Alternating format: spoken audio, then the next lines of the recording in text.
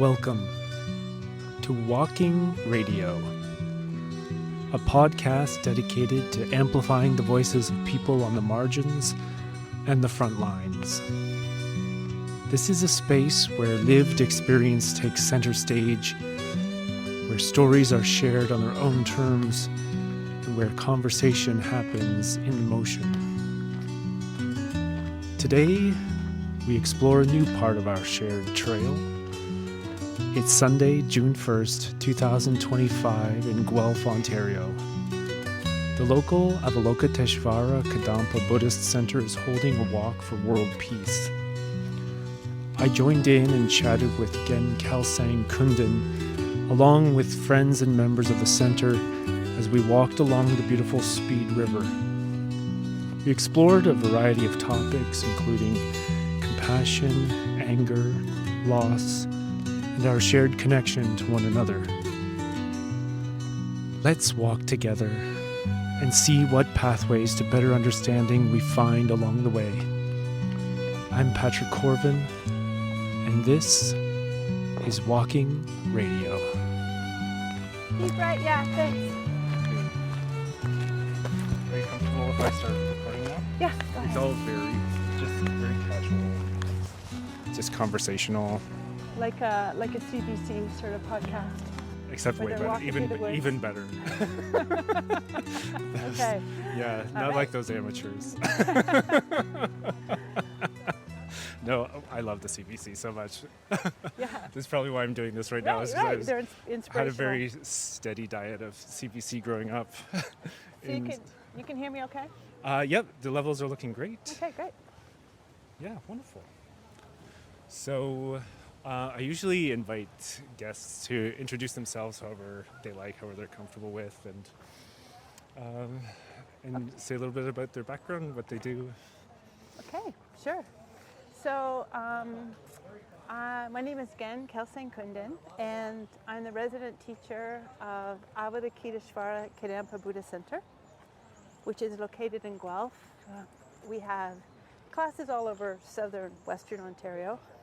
We have quite a big area to cover because there's not a lot of Buddhist centers around. Yeah. I'm a Buddhist nun, and I've been ordained since 2002, so about 23 years. I've been teaching in Guelph for 8 years, and before that it's kind of a bit of a business nun, doing the office side of things, the business side of things, but now I'm mostly teaching. And today we're out for our walk for world peace to raise money for a permanent center in Guelph, so we can eventually one day buy a center that we own, make it as a sort of a hub for the local community. Yeah. So wonderful. And we're blessed with another beautiful day today. A bit Seems- windy. Yeah, a little windy, a little chilly, but nice and sunny. Yeah. This is one of my favorite stretches in Guelph. I used to live here and walk along the river all the time. It's so lovely to be back here. Yeah, it's beautiful here. Could you maybe share a little bit about the Buddhist tradition that you practice in? Yeah, sure. We are part of the New Kadampa tradition, and which was established by Venerable Geshe Kelsang Rinpoche, a Tibetan monk who came to the West. He came to England in 1977, and when he came to the West, he was actually surprised because he understood the West as so much material development that they didn't have, in Tibet. But he was surprised to see that there was so much unhappiness, so much mental pain. Mm-hmm. And he was asked by his teacher, Trijang Rinpoche, Venerable Trijang Rinpoche, to teach a book by Shantideva. He didn't speak English at the time, but he had a translator. And his teacher said, if they ask you to come back, if they want more teachings, then please continue to teach them. So he got permission from his teacher to also change the presentation of the teachings, to make it more modern, to take out sort of the cultural weight of the teachings and the political weight of the teachings, and to make it very accessible for modern people. So this tradition really took off. People wanted more teachings. He established a center in England, and since then he's established centers all over the world. I think there's 1,500 centers and branches all over the world. There's temples, there's books translated into many, many languages, international festivals. I don't know, there's a lot going on in this tradition, and the main point of this tradition is to teach people the path to liberation and enlightenment, how to develop inner peace, realize reality, the way things really are, and free themselves from suffering. So this is the purpose of our tradition. How extraordinary. The first thing that comes to my mind is, well, how can you see things as they really are and be free from suffering? Yeah. It seems such a paradox. Well, this is the thing. This is the, sometimes, there's a bit of an adage that we kind of joke around and we say, if you want to be happy, you have to do the exact opposite of what we normally been doing, Buddhist. Wow. So for example, we had this saying that ignorance is bliss. Right. But in Buddhism, reality is bliss, ignorance is suffering. So we're basically experiencing a nightmare that we need to wake up from. And once we wake up from this nightmare, we're so happy because we're trapped in this hallucination of suffering, which we understand, So maybe we think, well, realizing emptiness is very profound. How can we understand this? These teachings are, Venerable Geshe-la, he's so skillful. The teachings are really introducing people to reality. I don't know, when they just even drop into a class and they don't know anything about Buddhism. Maybe they're not Buddhists, they're not even interested in Buddhism, they just want to have a peaceful mind. So, but they have an anger problem. Say for anger, they get angry. Yeah. And we start to understand that, when we're angry, that mind of anger sees an enemy. It appears an enemy. But when that mind of anger is gone, maybe our friend, our loving partner, or the child that we so hold dear appears again. So we literally learn from the get-go that actually our mind determines what our reality is. And if we have these heavy minds, these heavy painful minds, what we see is not reality. But when our mind is peaceful and calm, we have love, we have compassion, then we actually are in tune with the way things are. So we can get really experience of this from the first day, from the first class, by applying the teachings. Ignorance is not bliss. Yeah, I would agree with that. Even though, through my own experience, and I'm sure many people can relate to it, having gone through sufferings that are inescapable, part of this existence,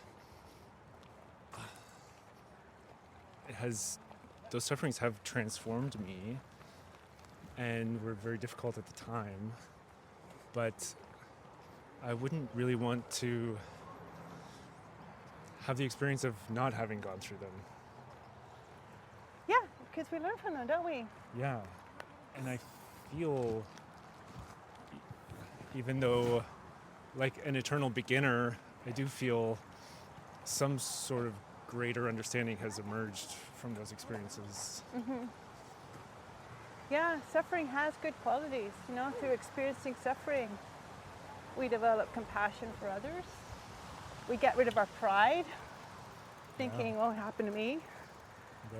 Right. And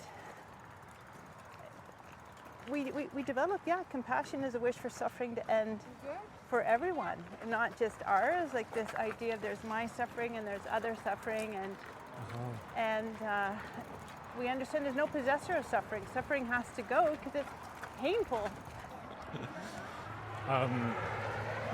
You're just saying there's no possessor of suffering, it's a shared, is that correct?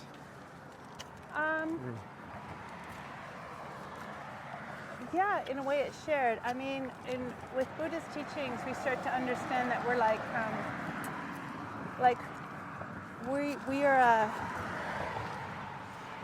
like a single cell in a vast body of life is one way it's said. We all work together. We're all interconnected. As a matter of fact, there's a meditation we do, the kindness of others, understanding that we are completely dependent upon others. Everything is Interdependent. We need them, others for our existence. We need others. Even our body comes from others. Yeah. So we understand how interdependent we are of others. We connect with the fact that if others are suffering, then that affects everybody. Yeah. So that understanding of normally we have this understanding of there's my suffering over here and there's your suffering over there, and I'm only concerned with my suffering. Right. But when we cherish others, we have that mind of love, and we have that understanding that we're so interdependent upon each other for happiness, then other suffering needs to be exterminated just as ours do. We understand it's not about my or your suffering, it's just suffering. Yeah. It has to go, which is a very extraordinary realization, something we want to train towards, increase our love so that we have that deep, deep compassion that comes from this understanding. Yeah.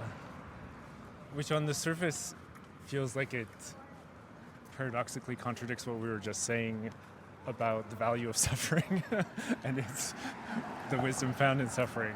But ultimately we want to reduce that in the world. Well, yeah, exactly. So I think we have to understand that, again, we go back to reality. Suffering is coming from this nightmare, this hallucinated reality. It's Buddhas are called the awakened one because they're awakened from the sleep of ignorance. They're awakened from the sleep of suffering. So yeah, we need to dispel all suffering, and that mind of compassion makes your mind very pure. That mind of compassion makes your mind very pure, and it enables us to wake up from the sleep of ignorance. Compassion is quite a pure mind. Yeah. Yeah. I find sometimes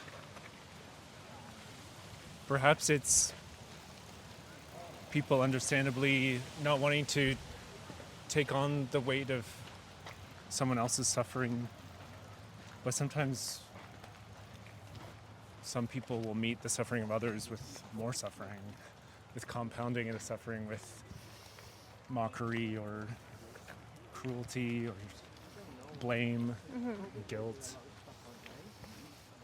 Yeah. Well, that's coming from ignorance. It's not coming from compassion, is it? Yeah.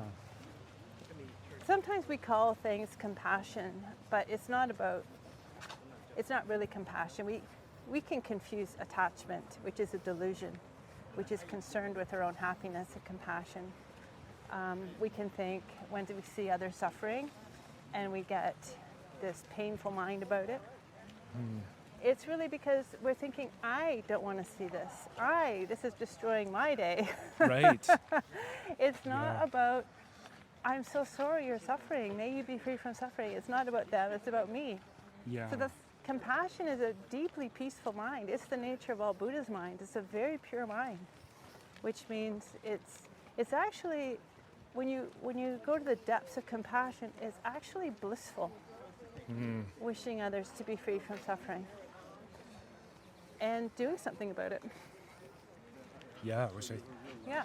correct me if I'm wrong. Oh. We're just spying on you. Oh yeah, yeah. great. Listening. We Yeah. were just talking about compassion. Yeah. You can they can chime in if they want. Yeah, I'll please. do it Yeah. after. No, Okay, yeah. We've got lots of Okay. time. We're walking all the way from downtown Guelph to Guelph Lake and back. Speaking of compassion, how are you doing? Are you feeling okay? Yeah, I think it's one of those things I'll feel it later. So I'm going in. Thinking in terms of our relation to the suffering of others, within the Buddhist traditions or your own personal thoughts, does it carry a sense of a moral obligation or purpose for ourselves to reduce Yeah. suffering and harm in others? Yeah, that's a good question. So we're a Mahayana Buddhist tradition, and in Mahayana, compassion does have this superior intention as part of it, this sense of responsibility of like, I need to do something. So it's given as an example, sort of an example given if like you have a child falls into the river and there's a lot of onlookers there. All the onlookers who want that child to be out of the river have that compassion. But it's maybe the child's parents that will jump into the river and do something about it. So the idea of, in Mahayana Buddhism, the goal is to train in enlightenment, and this training in enlightenment develops on patience, love, compassion, renunciation, patience, love, compassion. And that gives rise to bodhicitta, which is this wish to become enlightened in order to benefit all living beings, which is a very powerful jewel-like mind that we want to generate, find, develop. And that's the path to enlightenment, actually. And that comes from this really powerful compassion of I need to help others, need to benefit others. Yeah, so it's a good question, yeah. Thinking on bodhicitta, a friend of mine once talked about talent as a writer, about he thinks talent as a writer is kind of sprinkled unequally around the world. Do you think propensity for compassion and a bodhisattva-like mind, do you think that's distributed unequally, or No, everyone has it within them? Everyone has it within them. Everyone has it within them. Not everyone has the karma to become interested in this lifetime. They have the potential. Everyone has the potential for enlightenment, which means everyone has bodhicitta within them. But that potential will ripen at some lifetime. But if people want, if they meet Buddhist teachings, they hear bodhicitta, they hear enlightenment, and they think, I kind of want to hear more. Or even if they think, actually, I want to just get over my anger, that's great. Now they're starting to engage in Buddhist teaching, so they're starting to ripen that seed. That's fantastic. Yeah. So yeah, everyone has that potential, which is something we have to remember when we have this judging mind of people thinking, oh, they're a terrible person. In Buddhism, there are no terrible people. Their delusions are terrible, but people themselves have no faults. I think that's such a powerful outlook of kind of isolating behaviors, beliefs, thoughts Yes. from the person or an identifiable group of people, say, that it's these delusions. Hey, I think Oh, it's funny. what does this say? Hike for hospice, turn back here. Light weights. They're the same age. They're the same idea we have. We have to get signs next year. Next year we have to get some signs. Yeah. Are we in competition with the hospice people? I think so. That's great, though. Yeah. Yeah. We are. Do you enjoy it? You can join. Do you have some? Do you know? Oh no, it's open for everyone. He is one of my old. I was teaching him since he was like a little kid. Oh, no kidding. A little kid. Oh wow. 17 plus years. Yeah. Oh my goodness. In the children's Dharma Yep, I was a little class. gremlin. Oh wow. Yeah, I do the short straw. And I had to teach the kids. That was in Guelph? No, it was in Mississauga. They used to have a Mississauga Center way back when. And Now so they you don't. came to Guelph? Yeah, we were like, oh, hey, it's Kunden again. Let's go see. Oh, that's cool. Would you be interested in chatting a little bit for the podcast? It's called Maybe. Walking My Radio. We voice is can a little always. bit sore from yesterday, but yeah. Oh, that's fine. Do you No one's a want good talker. to? Oh, great. Would you be comfortable introducing yourself? Anything you say, it can be removed at any time. Yeah, no problem. It's all editable. You get final say. I'm Noah. I'm an electrician apprentice right now, second year. And I've been studying with Kunden for over 17 years now. 17 years. Wow. Yeah, it's been a long time. I started as a little kid after I lost my father. Oh, I'm so sorry. Well, it's been a long time. Kadampa Buddhism helped me actually quite a lot come to terms and become a better person from it. That's extraordinary. Do you want to? Well, on this program, we talk quite a bit about loss and grief. Would you be comfortable sharing a little bit? You don't have to go too deep, just as far as you're comfortable. It was when I lost him about 7 days before my 10th birthday. Oh, wow, you're so young. Yeah, he was unfortunately killed for his prescription of opioid painkillers. That was a thing that happened. Well, what interesting coincidence. Actually, this show is about the opioid crisis. Oh, I well mean, then. that's been our focus. It's still a new podcast, but that's been my focus is, Helping people get over the opioid crisis. 'Cause it's a real problem right now. It's like, because the overprescription is the problem. Because even my dad, I remember he got it because he was injured in a hunting accident where he got shot through the chest. And that's why he had it for so long was that. And I guess the person who tried to get him was also on it for a time before, apparently. So oh, one second. Like, especially in like rural areas, it can be very problematic because, like my father, he got shot, he needed it, and then they just kept on giving it to him afterwards. And it was all paid for, but like these companies, like, they don't want you to get off of it because, like, oh, it's a more profitable painkiller, and it can be used long quick term. So it's this thing of like they keep. I think they should use it only short term, but not long term, because that's when you get the addiction. Like, if you're in hospital and you're acutely in pain, use it. When you're out of the hospital, that's when they should start getting you to other painkillers so it's not addictive anymore. Because when it gets to the home, that's when it becomes more of a major chance of addiction. Because at home, oh, it makes you feel good and you're at home. Uh-oh. yeah, it can be very powerful hold on people, Yeah. powerful medication. Yeah, when when I learned my dad passed, it put me through quite a dark couple of months. No Like, I was a doubt. little kid sitting here going like, what is death really? Like, that was the questions I was asking. And then I went and my mom brought me to all these different places and eventually to see Kunden. And then Kunden helped me get through some very, like, it's hard to say dark times for a kid, but dark times for a kid, you're like, what is after everything? Ooh, scary questions for a kid Yeah. to try and deal with. One of the biggest questions for anybody, let alone a 10-year-old. Yeah, I was like, oh. Yeah, it was a hard time for my life. Kadampa Buddhism helped me. It also helped me on other ways as well. Like, I suffered from ADHD a lot as a kid, quite severely.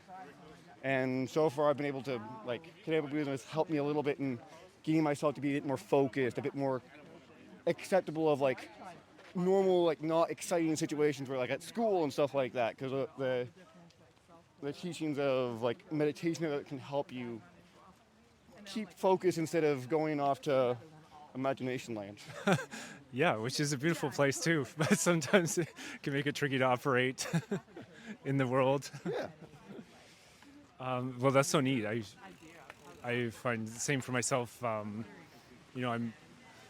don't have a lot of formal involvement with Buddhism, but just thinking of meditation and mindfulness and being aware of my own thoughts has really helped me maintain focus. Yeah. Well, I find it helps. Like, one place I find the best place to meditate is sometimes just in nature for myself. Like, I'm a big hiker, and at the end of like a big hike, when we're at the top of like a cliff, just sit down, meditate. You don't need to have your eyes closed. Just enjoy nature. That's one thing that helped me. That, like, Buddhism helped me, like, learn. It's like, oh yeah, you can just sit down and enjoy nature. Just listen to the wind on the leaves. Yeah, and it's pretty inexpensive. Yeah, compared to all the other things you could do, like, oh, I'm gonna go get an ATV or I'm gonna go start hunting. It's like sitting down, and all it costs you is a pair of shoes, and that's a running investment. You don't need to pay for that every time. Yeah, exactly.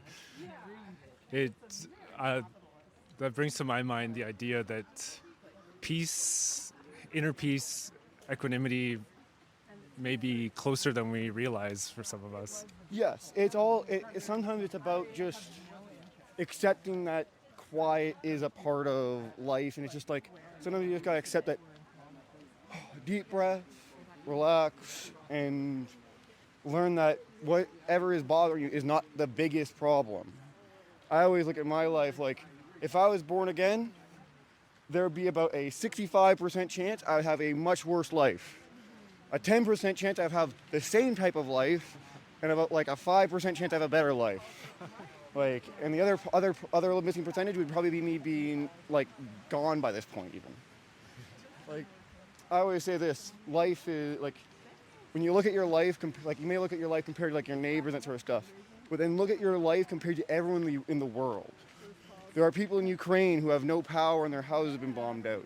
There are people in Africa who average life expectancy might be like 30 years old. And that's crazy to think about. Can you imagine if I had 3 years left in my life expectancy? All of a sudden I'm like, oh yeah, I'm almost at the age of average death. It's like, what the hell? That's a heavy thing to think about. Yeah. Well, that's one thing I looked at. That's one thing I thought about when my dad passed. It's like, I made a promise, like on his grave, basically, to never drink, never do anything, like just to try and live life as sober as possible. I've never even tested anything. I don't even drink coffee because caffeine is addictive. I'm just like, I find life can be much better sober because you get to remember it. Yeah. It's just one of those things. Like, I can't fathom like going through like, oh yeah, what did we do last week? Well, we had fun. And I can't remember anything of it. It's like, and B, it's like, even for money things, it's like, I looked at money, at like drinking and stuff. It's like, that costs a lot per month. It can get pretty pricey. It's like, I don't know. I've lived with people who've been who are like hard alcoholics. My uncle is one of them, unfortunately. And it just like, I can see where he started doing alcohol and his life quality kind of decreased quite a bit, because he used to be a diver, like scuba diving, all this sort of stuff. Now he just sits in front of the TV drinking like it's a thing to do. It's like, it's kind of sad sometimes. You want to help them. Yeah, it sounds like there's a real suffering there too, and it's hard to pull out of. Any substance abuse can be hard to pull out of. It's the way that our brains are wired, because like when you get an addiction, it rewires your brain itself. It changes the pathways in your brain that, oh, I should be getting this right now. It's like even when people say they can't wake up without their coffee, that's an addiction, because their brain is used to that stimulus in the morning in order to fully awake. The same thing can be with opioids, like with painkillers. Like, oh, I always have this minor pain. Well, your body would get used to it, but you're constantly giving it the thing that makes it so it doesn't have to. It's constantly just, it's kind of like pushing the boat out farther instead of getting the problem fixed. Do you have thoughts on how to hold all these complex truths together at the same time of recognizing suffering, recognizing addiction, substance use, and compassion at the same time? It's my one major philosophy is look at my life, look at like all the things that have benefited me, everything, the loving parents I had, everything. Like, you don't, like, I look at it and I go, I want to do them good. I don't, and also, my life is not horrible. Like, that's my main philosophy, is like, there's a lot worse happening in the world to other people than me.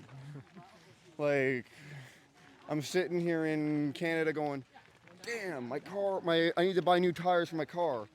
That's like the worst thing to me. It's like not that big of a deal. It's like unfortunately, I have had those dark moments, but they've been so far back, it's hard to like think about what steeled me into this person of like, no, I'm not gonna do anything like that. No, always keep a positive attitude. That's kind of my thing. It's like, a positive attitude for me is what keeps me afloat. That's pretty extraordinary, considering how much grief and loss you started out with. Yeah, it affected me for about over 2 years. Like, I was like in 2 years of depression from after that.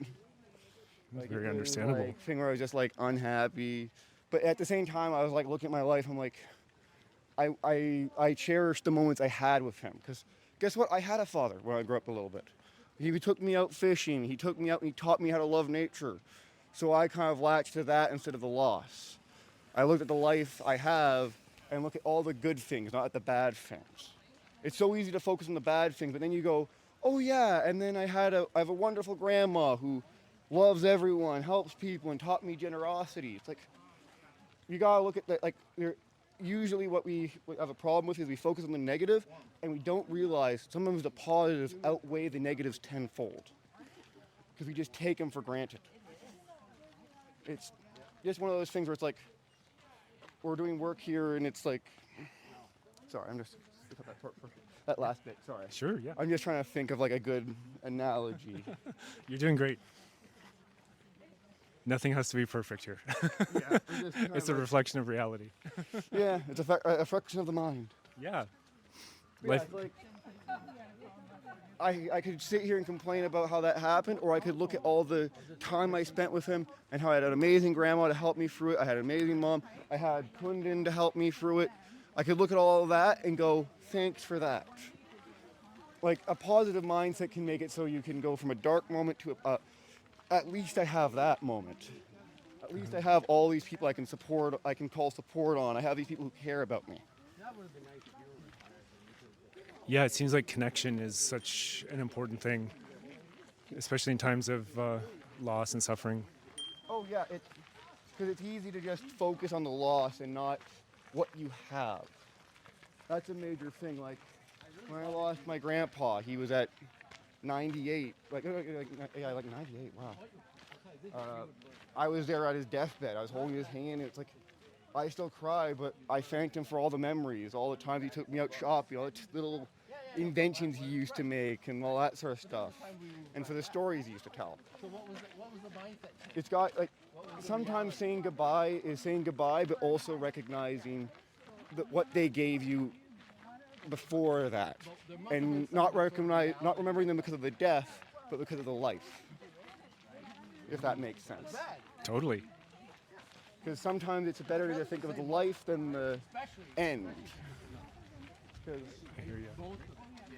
it's just this thing of you gotta keep moving on. They would want you to move on. I don't know anyone who's after their death like, please be miserable for me.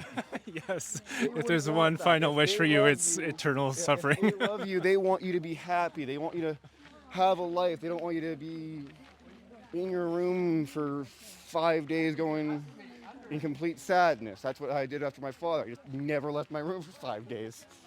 I literally just sat in there not eating. Understandable. And like, I don't know. Just trying to think. I said most of it. That's great. Well, you were talking about moving on. Do you have, we could wrap this up. Do you have any final thoughts? It is a walk for world peace. Any thoughts for the world on the topics of compassion, loss, whatever you like? I always say this. It's like in this world, it's much easier to try and unite people with hatred than it is with love. And what love is what we need. It's much easier to go, oh yeah, we don't like these people, than I like these people. And that's a problem with our news cycles today. Is like, there's so much easy to unite with hate than love, and that's a major problem. It's just one of those things that I see in the world with like walk for world peace. We want to spread love, don't spread hate. Absolutely. Don't use other people's, don't use dead people to try and be like, oh, they wouldn't have liked this person. How do you know? Very good points. Well, I've loved chatting with you. It was nice talking to you. Thank you so much. Enjoy the walk. I will. All right. All right. I hope you had me muted. We can. I can't mute individually. Oh, I see. I can cut it after. Because it'll be It's another gonna track. Yeah. Yeah, It'll be a right. different track. I Yeah. think it's. Oh, you were awesome. Thank you. I think I foresee this being kind of a collage. Yeah, sure. That's great. I hope my little inputs were okay. Oh, are you kidding me? It was brilliant. It was really powerful. It's one of those things where it's just like I learned as I live that it's easy to get just used to the positive and only see the negative. There's so much positive in this world, and also if you ever want to have happiness in your life, one other thing I would say is find the ability to have happiness in other people's happiness. Ooh, yeah. Help other people. If you help out the old lady and you get her across the road or help her for groceries, find happiness in that. You will never be looking for happiness, because you will be always making it for yourself by helping others. Yeah. I think that really goes to the topic of interconnection, interdependence, this web of being that Kunden and I were just chatting about. Yeah. It's just this, like, if you can find happiness in other people, like helping other people, it's such a powerful thing, because you're just like, okay, I'm going to help my neighbors today. Oh, hello, Mr. Moline, and you go over and help him do his gardening, and he talks to you for a little bit, and you feel happy. You're like, I helped someone today. It's one of the things that helped me get through as well. Yeah, that's beautiful. It's a wonderful, beautiful thought. I do feel like with the world, as we get more and more of the internet, it becomes slightly smaller, though. Mm-hmm. A lot of the mysticism of the world is solved, but at the same time, you can just appreciate the beauty of nature. It's like a lot of people go like, oh, well, we basically know everything about the Amazon rainforest. Well, guess what? Still go out and it's still beautiful, even if you know all about it. Sometimes experiencing is better than reading up in a book. Yeah, the map is not the terrain. As we're it's kind of funny. Kunden's looking at Google Maps right now. I was like, this trail's really long. Yeah, what gives? We turn around here. But we've had a request to take a little stop break and just recoup. And we Perfect. can congratulate ourselves for going this far. Yes, well done us. And then we're motivated going back because there's snacks on the way back. So Everyone wins. everyone's hungry. This is how far we're going. Yay! Oh, this is it? Elaine! Elaine has joined us. All right. I think you're cheating to start at the turn back point, Elaine. Yeah. But never mind. Okay.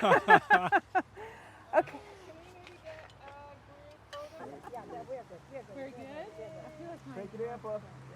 Kadampa! Bodhicitta! The name of it is Walking Radio. Does anyone need The any whole premise is still pretty sunscreen? new. This will only be the fifth Sunscreen? episode. The idea is, rather than being in a studio, Sunscreen, walk everyone and good? talk. Encompass like the ambient sounds, whether it's in the city or this kind of setting. Oh, Elaine has that. I've loved doing it so far. So I keep talking. Whoops. Oh yeah. No, I'm good. I'm going to, sorry. I'm going to hit the snacks. So from here, everybody, we're going to go back down to Woodlawn. We're going to walk down the opposite side of the river to what we walked up on. And our goal is around the red picnic shelter, the picnic shelters, because there we have some food. We're not going to the lake? We're not going to the lake. No? No, because it's a lot further. And everyone, look what I got here. We've got to go back.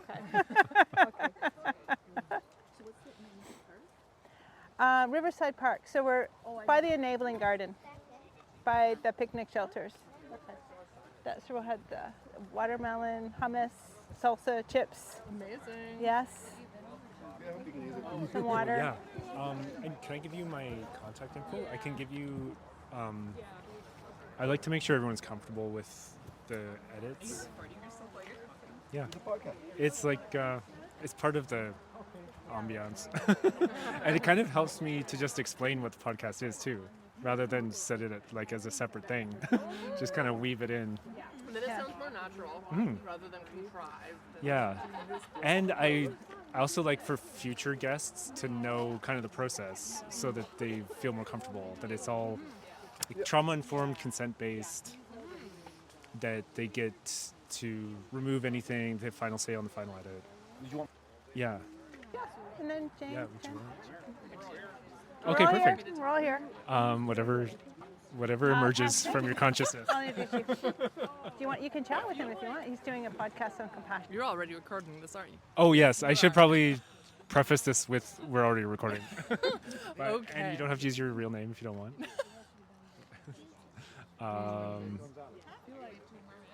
Yeah, okay, well, do you want me to say my name? Sure. Okay. So I'm Juliana Van Agercam, Jules.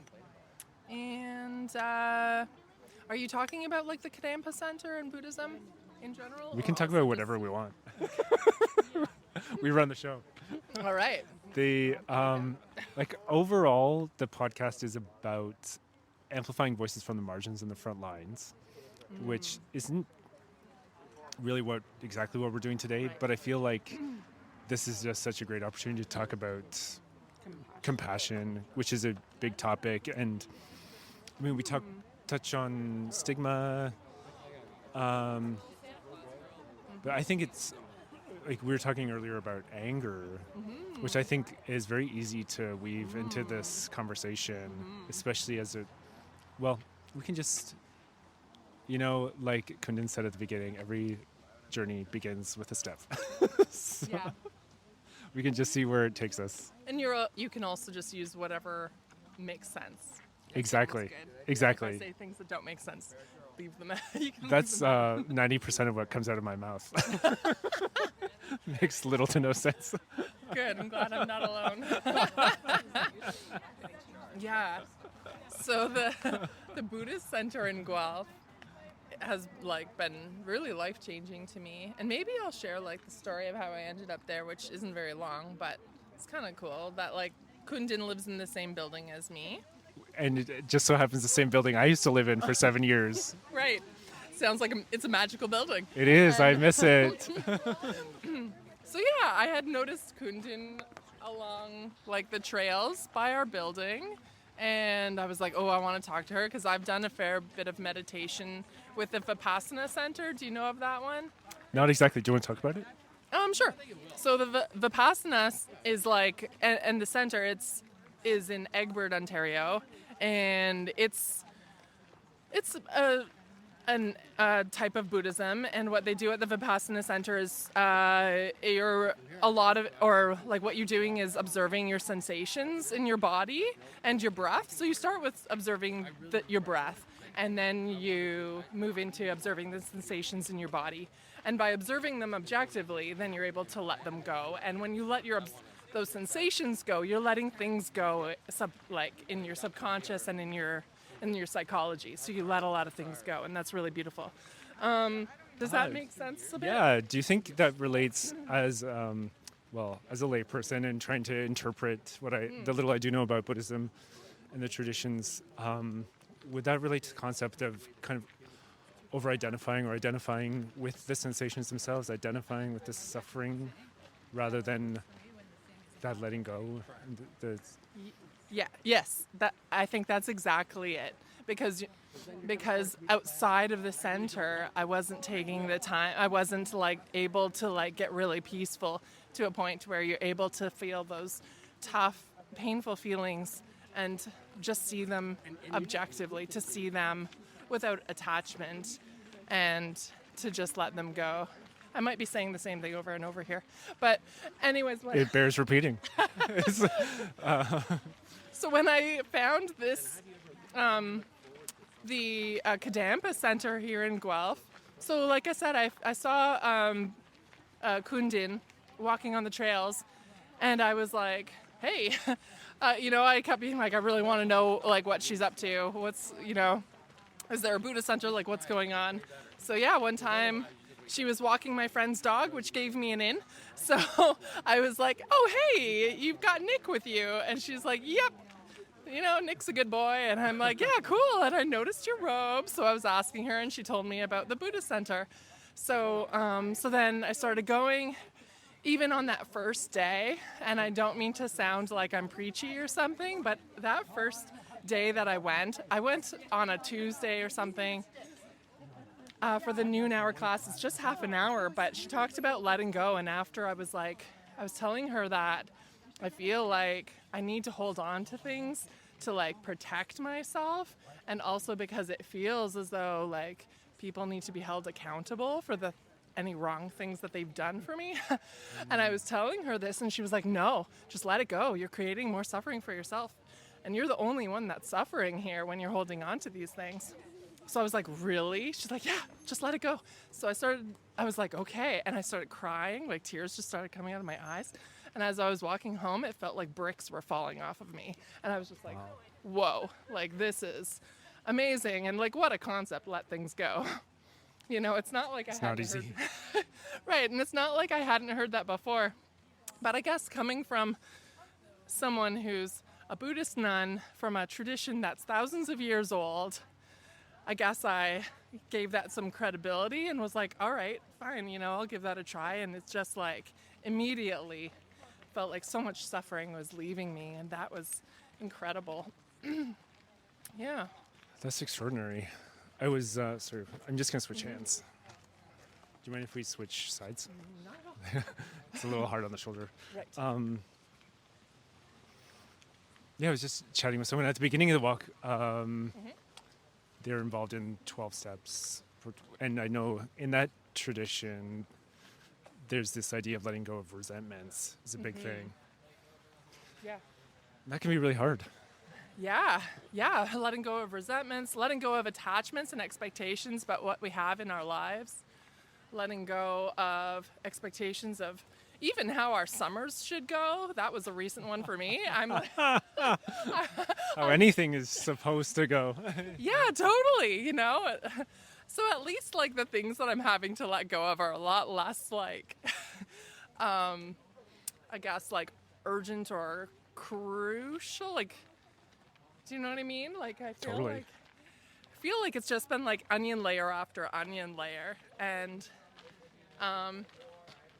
I've been so much lighter, and having let go of things, it was like suddenly I was able to like put time and energy into things that I cared about and was passionate about and wanted to do without feeling tied down and feeling ashamed or feeling like, oh, what would this person think of it? And oh, this person wouldn't approve.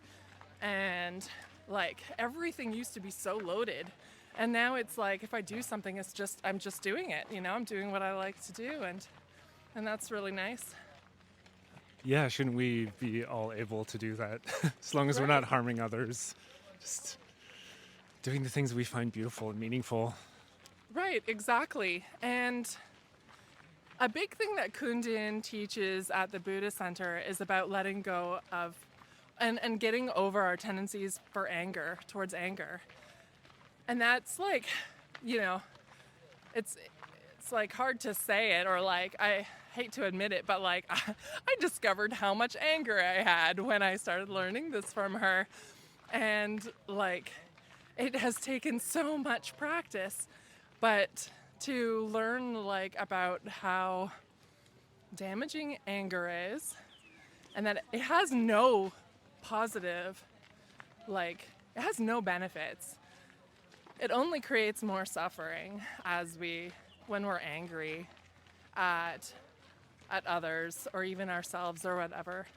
And when we're angry, we can't do anything constructive, and it's really just like an exaggeration of whatever thought we have about something. And that's been so valuable to me. I feel like all my relationships are so much better from learning about that and the other things we've learned.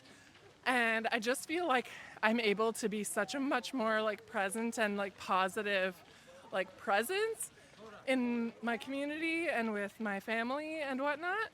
And that's just like, honestly, it's all been like life-changing. And I think that like this really ties into, you know, your theme of wanting, you know, of compassion, is that like when we let go of, or we stop like just succumbing to anger, because actually, can I back up a second? Absolutely. Thanks. So in our society, I feel like, and even sometimes in like some new age, like kind of self-help or personal growth type work, there's kind of this like idea that like we should embrace any and all emotions that we have. And like, you know what? It's good to accept and acknowledge whatever emotion you have going on. You know, yes, of course. Like, it's not when I say like to not. Hello. When I say like, you know, that anger doesn't have value and doesn't have any benefits, it's not that. So that doesn't mean that when anger comes up in yourself that you deny that it's happening or that you push it down. you got to just accept and acknowledge that it's happening. Like, okay, I have anger in me. You know, this is happening. I've got some anger in me. That's kind of, you know, crappy, whatever. But what I find, though, is that in a lot of our society, there's this tendency to think that we should embrace whatever emotion is coming up, like embrace and just like kind of like allow it to it's almost like allowing it to thrive. And I really disagree with that.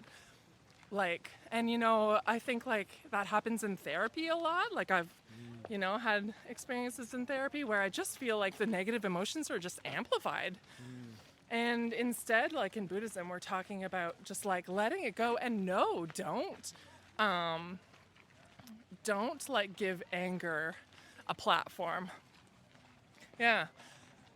I love that. I'm also involved in anti-hate organizing. I think about that a lot, and the role of anger and how hate and anger can really almost be like a virus in itself that it spreads. And when we respond with anger, it can trigger anger in someone else, and that spreads to the next person, and it's like wildfire. Yes. Yeah, exactly. Yeah, and it's all just an exaggeration. Like Kunden talks often about how it's a delusion that when you're angry at something, you're not actually seeing the thing as it really is. You know, you're angry at someone in your family. So now you have this idea that they are this awful way. It's not actually true. You know, that's a delusion. It's something that your brain has made up, exaggerated about, so that you're angry. And I kind of wonder if it's an evolutionary thing, that this way we're able to fight off that lion or whatever, you know? Yeah, that's great. You were talking earlier about your training in zoology, so it feels like a very fitting analogy, like our connection to the animal world, and we are animals. We have these instincts and impulses that probably have evolutionary advantage that got us to where we are today, but that often don't serve us well in our present circumstances, maybe. Exactly, yeah. Having studied some evolutionary biology, I tend to think of everything as like, where did this come? How is this an adaptive advantage when we were living in the savannah? And so I really think that like, that's, you know, anger had to be developed for some reason. And I think it was for that reason. If you exaggerate it and get your body pumped up with adrenaline and whatnot, you can fight off that lion more successfusely. Yeah, this gets the sympathetic nervous system going. Yeah. You get more oxygen, you get the glucose pumping through your veins, you get more Yeah. strength. There we go. That's how the physiology works behind it. I love it. Sorry. I was just thinking too about, well, in our present circumstances, how, you know, there's, fortunately on the trail today, we're unlikely to meet any lions. Yep. Well, that's just it. That's just it, is that in our modern society, we don't have those same risks and threats that we had when we were evolving, or like, you know, 200,000 years ago or whatnot. Like now, Well, we do have, this is biker. I think it's a great illustration. This biker just went by and he got a branch latched onto him and got a little caught up in his backpack, which made me think of like how in modern life we still have all these like little things that like almost death by a thousand cuts, these little annoyances that can evoke anger and frustration. Yeah. But things like that branch that caught the guy's backpack, like, what are you going to do? Are you going to, like, should we burn the forest down? Because there's too many branches getting caught on backpacks. Well, that's just it, is that like we do have many, like, you know, there are small annoyances and there are big annoyances or big frustrations too. So like, yeah, most of the things that we face every day that do cause us a lot of stress and anger or whatever are not life and death. We are not fighting real lions. However, like, I don't mean to like dismiss the like reality or the like the real suffering that we do endure. Like, you know, there are a lot of real things that are really upsetting that happen, you know, like losing jobs or, losing money or whatever other, there are really there's big things. so much injustice, deep injustice. injustice everywhere. Totally. This is something I'd love to chat with Kunden about too, and with you, is walking that tightrope. Maybe this kind of relates to the middle way in Buddhism, but how to hold those truths Right. without succumbing to that kind of rage and anger that has a kind of paralyzing effect or destructive effect that doesn't provide benefit. How do we ethically address things that need to be addressed that are causing suffering on a grand scale? Yeah, well, it's a very good question. One thing is that Kunden teaches that, and Kadampa Buddhism teaches that there's nothing that you can't apply patience to. There's nothing that requires anger. There's nothing that you can't be patient with. And patience is to happily accept whatever occurs. And I have to hear that twice a week from her to maintain the peacefulness that I have, whatever that is. And but I see it, I think that it's true. And another thing she says is that if you have patience with something and it's no longer causing you suffering, then there really isn't a problem. But then how do you rectify that with the injustices? And I think that that place is that when you are letting things go and when you are happily accepting, it's not that you just roll over and allow injustice, right? And it's not that you don't stand up for what's right, but you're able to do it from a peaceful place, which means that whatever you do will be more constructive. It'll be smarter, have more wisdom in it, and be more effective. And I have noticed that, in my dealings with things, when I am all wound up because I'm angry, nothing good comes out of the conversations. But when I'm really chill, and accepting how things are, but realizing, you know what, this could have a conversation, and I think then things would be better. And then I end up having this super productive conversation. So. Yeah, it's almost like trying to find the right key in a piece of music, I find. Right. I think of how many great spiritual leaders have been such fierce advocates who have been legendary in their activism, which there undoubtedly is a sense of injustice that fuels that, but the anger doesn't consume them. It's it gets transformed into this sacred work that leads to reduction in suffering in the world. Yeah, I think that's really beautiful. Yeah.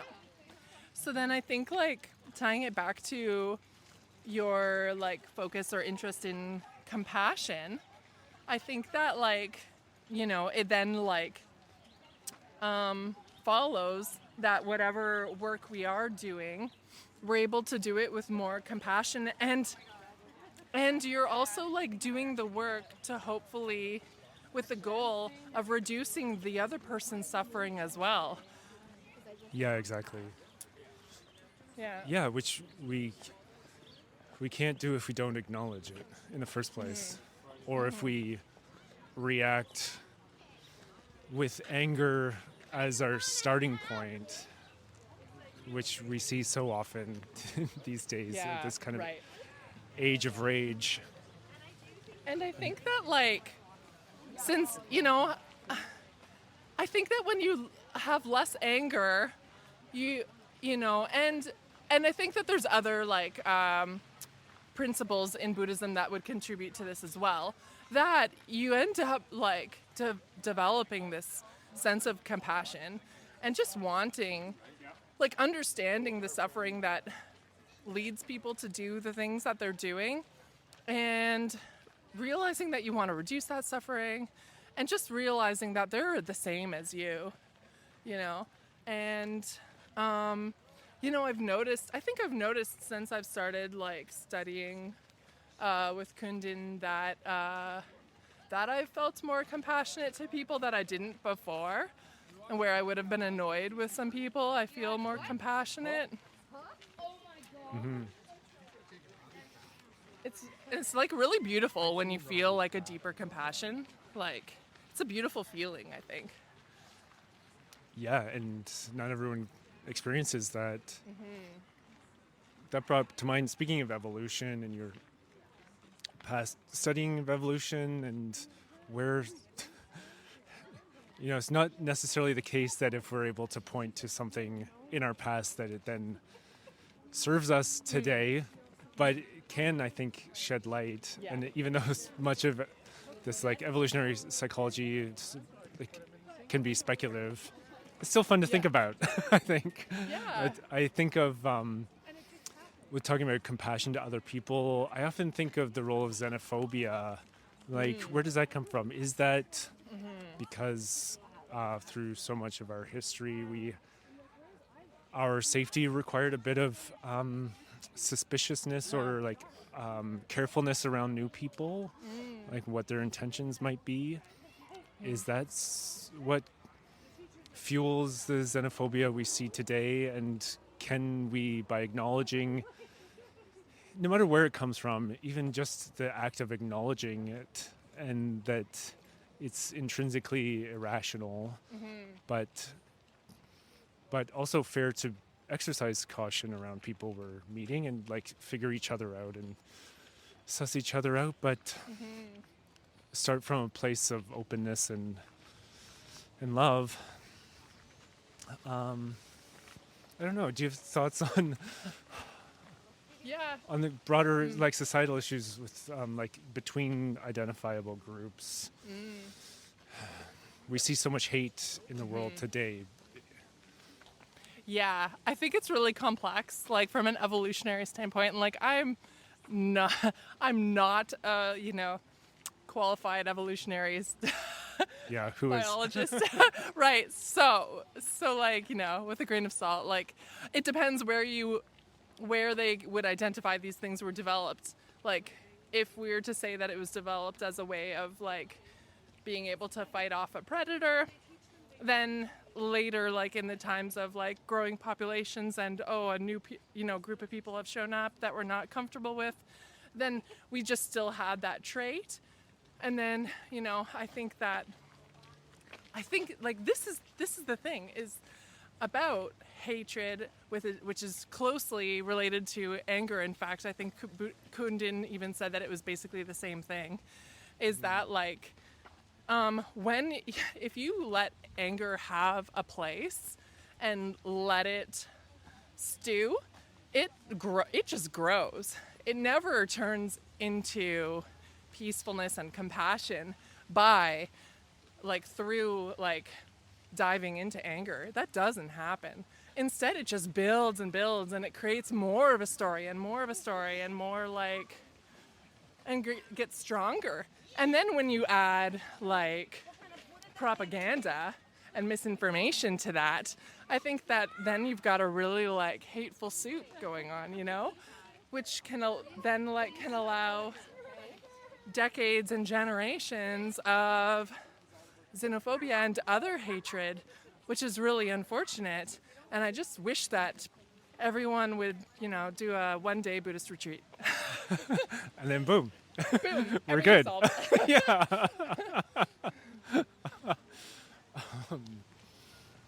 Oh yeah, I was thinking, I love what you're saying about not choosing anger, acknowledging it, and how that can just, when you do choose anger or allow it to take over, or for some people not even aware that it's happening, it's just like a well-worn neurological pathway. It's so at odds with this concept that I was sometimes raised with, and that you hear, and depending on the cultural context, that somehow we can't keep our anger bottled up. That somehow it's like a pressure valve that you have to let it go. Like if you Right. if Have you to don't let it out. Yeah. which how precisely that's supposed to look like. So like, it sounds like a recipe for abuse and Right. and legitimization of a kind of tyranny. Right. So this is the thing is in our society, we think that either the option is releasing your anger or keeping it bottled up. And then basically the message is, well, you can't keep it bottled up, so you got to release it, which can be damaging. So I think that what's missing is a concept of like happily accepting whatever is, and and that's a practice, and it's hard. Yeah. And that's the thing is that our society doesn't like hard. Our society is built on capitalism, which has the explicit goal of making of providing convenience and us paying, either in our own well-being or in the environment's well-being to have that convenience. So it's not really a surprise that people, our society doesn't want to just like explore, happily accepting like whatever makes us angry. Speaking of convenience, Kunden, Yes, I'm here. I was just hoping to get your thoughts on this. I don't know. I didn't hear what was said. Oh yes, we were just we've covered a lot of territory. It's been amazing. I gather. We were just about to talk about. Well, we just touched on capitalism, which sometimes happens on this show. I'm not advocating I'm not advocating necessarily for any particular alternate system, but it does seem to me we've arranged our society on some principles that rewards extraction and exploitation and a false concept of how much we can deplete from each other and from the planet. Yeah, well, that's, that is like self-cherishing, isn't it? It's like looking out for myself, my happiness, rather than going full circle to what we were talking about when we were coming the other direction, seeing ourselves as sort of a single cell in the vast body of life. We need to all look after each other. Mm-hmm. And society could be arranged that way. Yeah. If we cherished others, it would be arranged that way. Right now, we have this idea of like my happiness is the most important, but what is the effect of that? We're not happy. We want more and more. And people are left behind. Yeah, well, everyone's left behind. No one gets ahead because everyone's miserable. Mm-hmm. So this is why, this is Walk for World Peace. World peace is cherishing others, thinking others are important, their happiness matters. Our teacher, he said, if we cherished others, there would be world peace. Mm-hmm. Others would be important. So how do we change that? We change it in our mind. Mm-hmm. We show an example, and hopefully over time, other people's minds will change. Mm-hmm. And world peace happens like that. Mind by mind by mind, It strikes me some people have far more power than others. Mm-hmm. How do we, or can we, touch those minds that have so much influence on the lives and the well-being and the safety of thousands, millions, billions of people? Well, first of all, I think we have to have compassion, because if people, there's karma, so people are harming others, then they're going to experience suffering, from their actions, and we don't want anyone to suffer. Our job is to, so,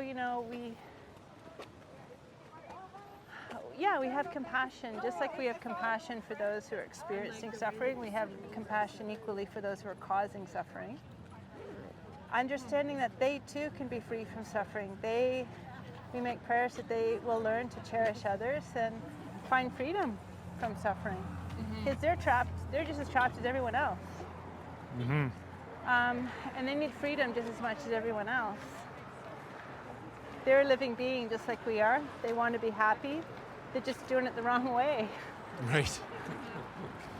I would love to add something about Okay, it's Jules again. Hi, Jules. Welcome to the radio. Okay, so yeah, now that Kunden's Have a police escort. Just making sure none of us get hit by cars. yes, no, Preventing suffering in the world. yes.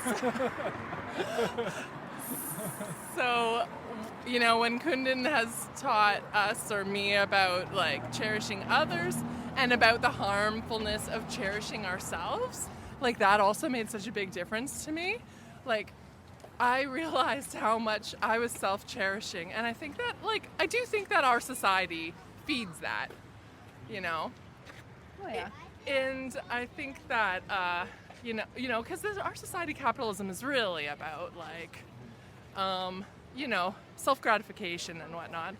And then I also think of people who have a sense of self-worth that's so low that it creates so much suffering for them that they can't see their intrinsic value at all. That's a good one. I'm sorry. No, go ahead. That's a good one to ask Kunden about, but I remember it came up either in a podcast. I don't know if you know about the podcasts, but I'll show you them. Oh, great. Oh, from the Kadampa? Yes, there's a Kadampa one. I think it's called Living Clarity. Oh, yeah. Yeah. I haven't listened to it yet. But Oh, it's really good. is it better than this one, though? There's no way it's better than this one. Obviously. It's a very cutthroat industry, Buddhist-based podcast. Yeah, exactly. And the gritty behind the scenes of Walks for World Peace. Exactly. There's also a walk for hospice going on right now, and we're surrounded by people with hospice t-shirts who have sunflowers on their heads. Yeah. So Things are getting very heated. And bagpipes. Yeah. Escort. Yeah. The scene is pure chaos. I hope someone's gotten some pictures of this whole huge person. Would that be right? I didn't hear us. Well, this is a just good time for you to don't jump know in. the We're line. getting into the weeds here in the complexity of compassion, of the role of self-compassion. We're talking about self-cherishing and overinflated sense of ego and at the expense of others. But it also brought to my mind for people who really suffer from, maybe, low self-worth. Maybe early in life they were taught that they're worthless, or they still carry those feelings. Do you have thoughts on self-compassion as part of this interdependent? Yeah, I think we should wait a little bit to make sure we don't lose anybody to the hospice. Yeah, we'd say self-cherishing actually leads to low self-esteem because we're so concerned with ourselves and what people think of us and how they view us and how they're talking to us. If we actually cherish others, that we think others are important, their happiness matters, it actually gives us a lot of confidence. We can say that confidence is self-love, It has this beautiful, peaceful mind, this warm heart, this inner strength that just appreciates others, respects others. It's not. Doesn't necessarily. It's not. We're not obsessed with what people think of us. We actually just want people to be happy. So, it's inner strength. Yeah. Yet I think all of us, we can think of people in our lives who are so giving. They give. It's so central to their being, and yet they suffer from maybe they're in an abusive relationship or something that has eroded their sense of self-compassion. Well, I think then we have to look at that giving, that practice of giving. Part of giving is keeping, actually. The practice of keeping is part of giving. And it is important. It's like we have to, if we're giving beyond our capacity, we actually don't want to give, and we're angry. We're fulfilling an expectation. We're not actually giving. It looks like physically we're giving or whatever, but internally we're not giving. So, if we're in a relationship where it's we're miserable, it's even though the physical action of giving is there, that mental action is not there, then we actually need to practice keeping and think, I need time for me. Yeah. And to care for myself and to do what I need to be done and use that healing. Of course, it's very important So, I shortcut. see echoes of that, what you're talking about in the concept, like in nursing and caregiving, the concept of burnout or compassion fatigue, they sometimes say. But compassion can never be fatigued. Aha. Compassion is such a powerful mind. It's that fatigue is coming from attachment, not compassion. So, like I said earlier, we confuse attachment to compassion, and one is a delusion, a cause of suffering, and one is a cause of happiness. Compassion can never cause suffering, impossible. So we have to recognize in our own mind when it's about me, that's attachment. When it's about them, it's compassion. Aha. And work within our capacity. Again, we have to stick with our capacity. Yeah. So, maybe we want to be compassionate, we want to be like this,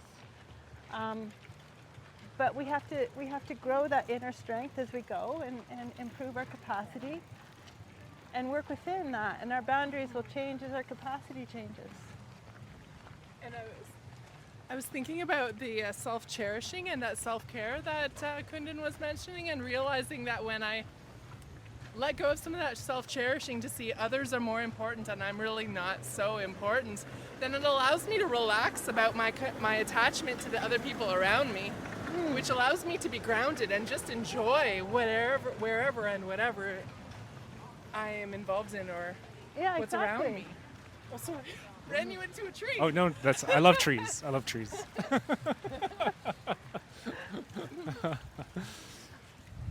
Like, it lets us suddenly just be present with wherever we are.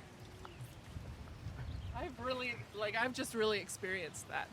And What do you think, Isla? Yeah, that's beautiful. I find that too is the more and it's same in improv, like comedy improv, the more you focus on your scene partner and in everyday life, the person you're with, for me, the conversation, the connection just emerges rather than being so focused on myself. What am I going to say next? Am I going to sound stupid? Right. While still being mindful of our behaviors and our words. Life is complicated, eh? Yeah. Well, it's good to start to pay attention to what's going on inside and start weeding out the negativity and increasing the positivity. This is really the essence of Buddha's practice, because we have those beautiful potentials for love and compassion and patience within us, but they're just weak right now because we've been given so much energy to like self-cherishing and me and attachment and anger. We have to start to recognize them and not feed them. Let them go away. Yeah. I had to take a me day yesterday, all day. So important.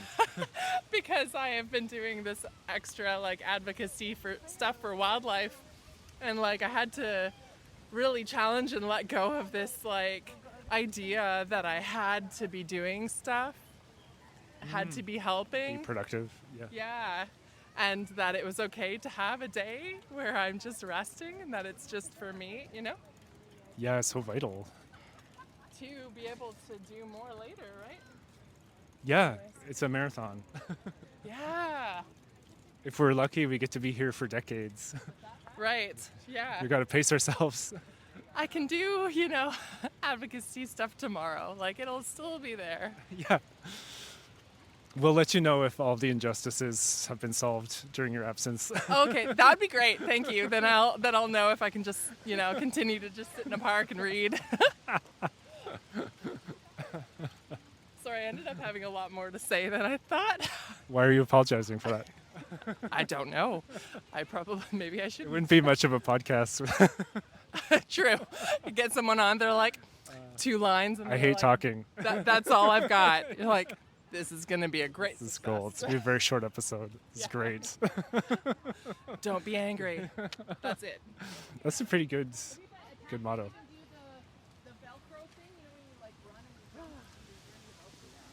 But it was really fun to talk about that with you. Oh, you too. Yeah. Thank you so much. Yeah. It's like we're already approaching the garden here. Yeah, I thought maybe we were over there, but that looks like a bouncy castle. I'd go for that.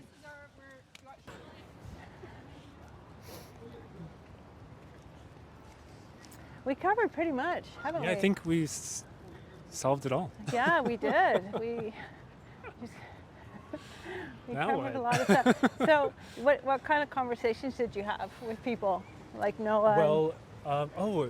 Well, with Noah, we talked about grief and loss, and it was just such an extraordinary coincidence because, like, I mean, this podcast is brand new, but my focus, largely because of the work I do, has been about the opioid crisis and the effects that it's had on community and the impacts of closing some of the facilities that have been saving a lot of lives. So Noah was talking about how he lost his father to the opioid crisis when he was 10. Mm-hmm. And then how being connected with Buddhism and with you really helped him through that difficult period.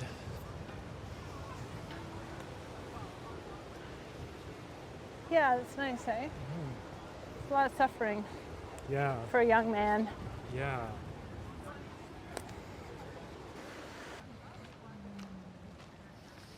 Anyways, oh, this is nice, a chestnut tree.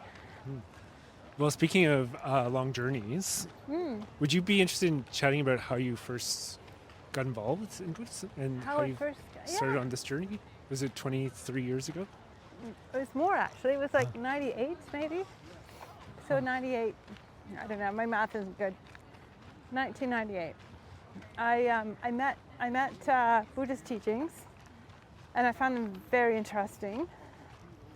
I wanted to know more, and I actually traveled around. I met them in Asia. I went to India. Anyways,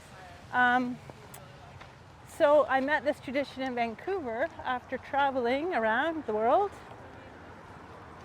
And I just had such faith in the teacher and the teachings, and I started to study, started to practice, and then after a few years I decided to become ordained and try to help others, you know? Incredible. Like full time. That's So, amazing. yeah. So that was my practice. Hits on a religion, like religion gets so much of this political and cultural weight. And Geshe-la is like, spirituality is not about culture, it's not about religion. And he really made this tradition go around the world, because it doesn't matter if you're in Hong Kong or you meet this South Africa. It's the same, like it's people practicing, and they're all practicing the same teachings, and the languages are different, but the prayers are the same. And the language and the practice is the same, and it's very beautiful. It is beautiful. Quite extraordinary, actually. Really, yeah. Yeah. Very rare. It's very loud here, eh? Yeah. That's quieter. A little bit quieter. Yeah. Yeah. I think you have to really investigate your spiritual path. You have to say, you know, who's teaching and what example are they showing? Because if they're showing a poor example, you probably don't want to follow them. And you have to think, where's this path going? Like, where's the goal? Where's it going to take me? Yeah. I mean, if it's just a path for like worldly enjoyments to like improve your life, and many things are, Right. then maybe that's not really a spiritual path. You know, for a spiritual path, we have to be thinking about our future. We're really thinking about the welfare of our future self. Yeah. You know, creating happiness for ourselves in the future. And happiness meaning the feeling of happiness in the mind. Because people talk about happiness and they're talking about material things appearing. Yeah. That's happiness. But that's not happiness, just material things appearing. You Right. can be miserable with the material things appearing. Happiness is a feeling in the mind. So a spiritual path is one that wants to have the future self experience that happiness, that deep happiness. And that's a training. We have to train to be happy. Happiness is a training. If we're not happy, we have painful minds, strong negative minds, then it's great. We can change. We can change. We can practice. Yeah, and like we were talking about earlier, it seems to be inextricable from the happiness and well-being of other sentient beings around us. Yeah, exactly. Yeah, we have to care for each other. That's very important. It's very important. You know, if you study like, it's interesting is sort of see these quantum physicists and everything. They're actually coming closer and closer and closer to Buddhist view of reality. It's very interesting.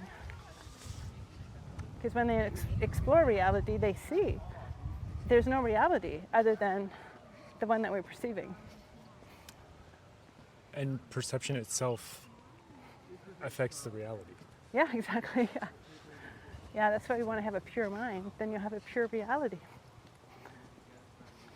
So, yeah, so for in Buddhism, it's not like a fight between good and evil. It's ignorance and wisdom. And wisdom has a pure mind. It's a pure perception. Free from delusions. You thought you'd get a short soundbite there, didn't you? But you didn't. No. This is why we like long episodes. How long are your episodes? Depends on the material. Oh, right. We can do it whatever we want. Right.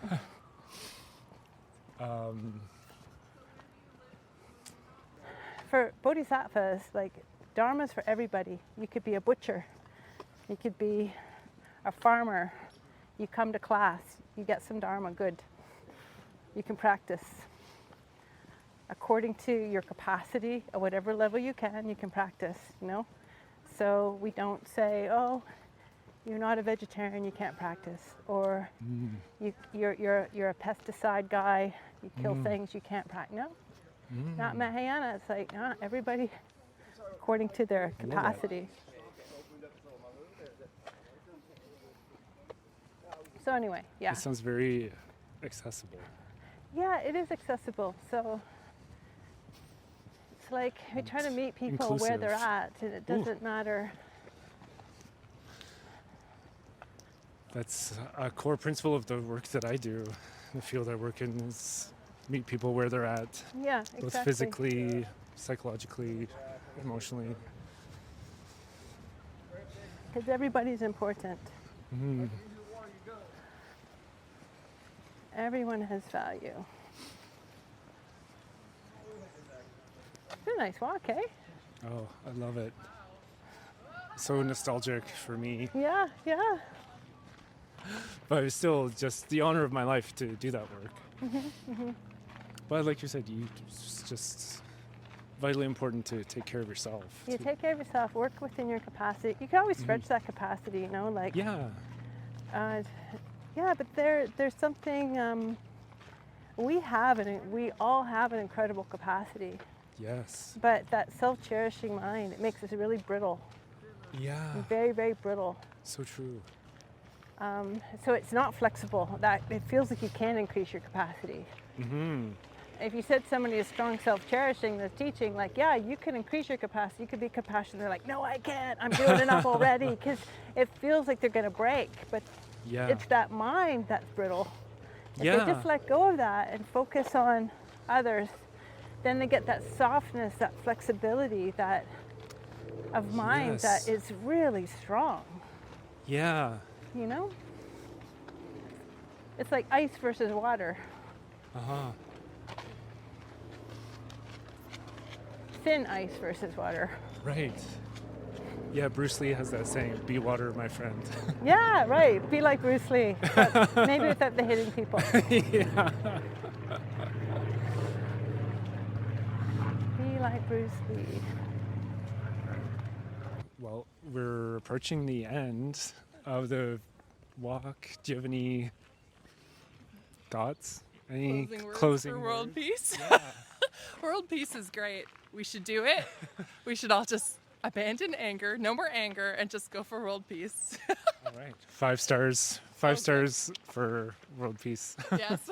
Would recommend to a friend, world peace? I would totally recommend world peace to a friend.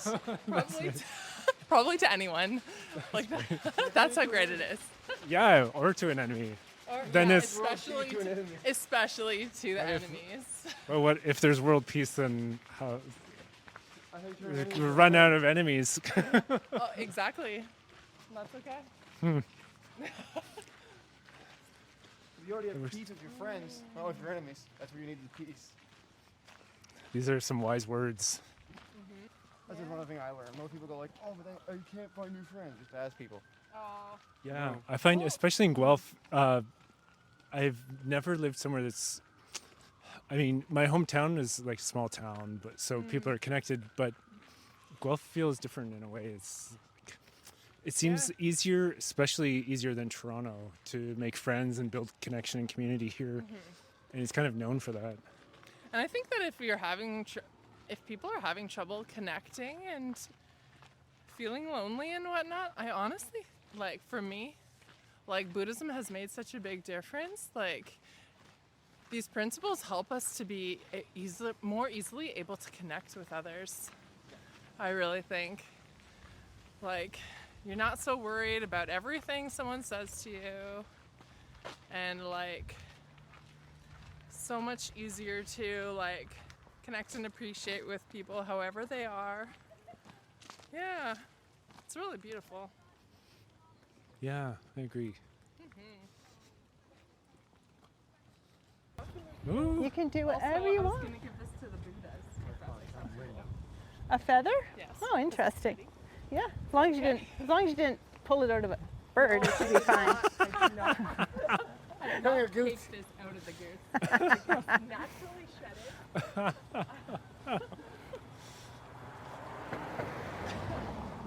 Okay. Buddha, you're going like, this is a poor offer, and you hurt someone for this. Yeah, You wanted to give it to Well, me. it was a joke. I I'm know on she would never do airplane that. mode She's right an now. animal lover. It might be easier. But you never know. It's good to check. Come here, goose.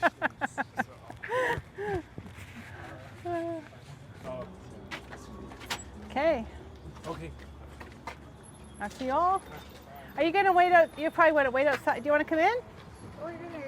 Yeah. Yeah. Can you open up? Okay, I gotta see you guys. I gotta open up the door. Okay. Dun, da, da. We've made it. We made it. Thanks, Kunden. You're welcome. It was very nice. That was fun. I'm glad it wasn't so cold in the end. It's really perfect. Oh my goodness. Yeah, so that's Take a swab That's Dawn's soap in there. Okay, Patrick, I think we're done because parting thoughts. Life is not clean, but it's nice to have There's so many thoughts. it's a lot of pressure to put a clean end on Where is it? to sum everything up. Oh, maybe there we go. What's your thought? My thought is that compassion can be the outcome of this kind of work, but also the tool to develop in this kind of like wisdom and healing and having a warmer heart. Yeah. Yeah, I agree. I think that's a good way to sum it up. Very nice. It's both the destination and the path. Yeah, exactly. Yeah, very nice. Very nice. Thank you all so much. This is such a pleasure. I love Guelph. I love that path. And it's such a joy. Yeah, thank you very much, Patrick. It was fun. Thanks, Thank Jules. you, Patrick. And thank you, Noah. You're welcome, Mr. Patrick. Thank you for having me on. Call you Sir Patrick. Is that Sir Patrick? Can we add that to your name? Can you Sure. add Like I said, we can do whatever we want. It seems a bit grandiose for me. Sir Patrick. Sir Patrick of Canada.